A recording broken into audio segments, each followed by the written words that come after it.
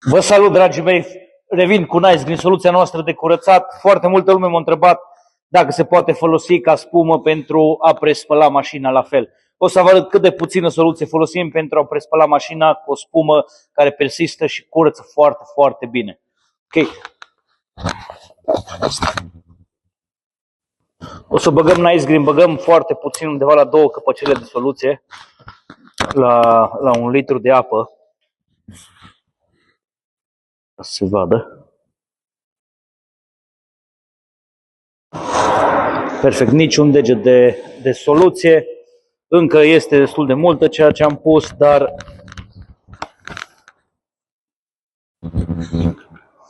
umplem cu apă recipientul.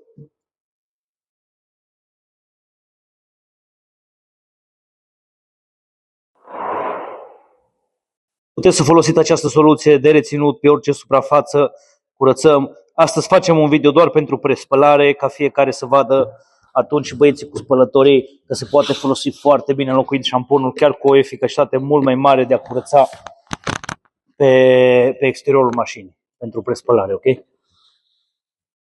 2 căpăcele de soluție și restul apă. Uitați ce frumos, consistentă.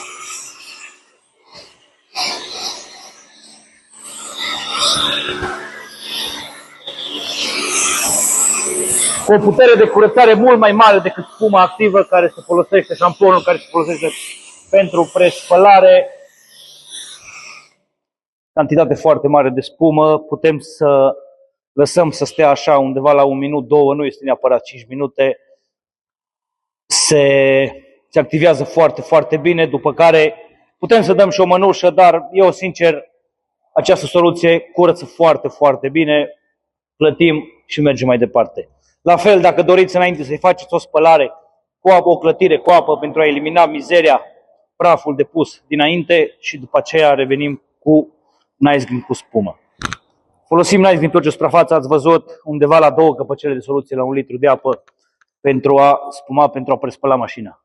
Vă salut, folosim Nice Green. En Gercar, coches alemanes. Tienes aquí lo tienes, Gercar, en Humanes de Madrid, son clientes nuestros hace 10 años, y en la máquina de lavado, el mozo, incluso tienen hasta el antiguo, le echa 3 dedos de producto para, ¿cuántos litros decías que tenía?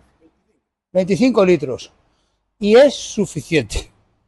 Acuérdate que no es un limpiador normal, esto es un restaurador, y se trata de eso, de restaurar, hacer las cosas, dejarlas como nuevas. Ya sabéis, para todo lo demás, vivan las nécoras. Si tenéis mucha hambre, sancocho de Boca Chico. Adiós, rapaces.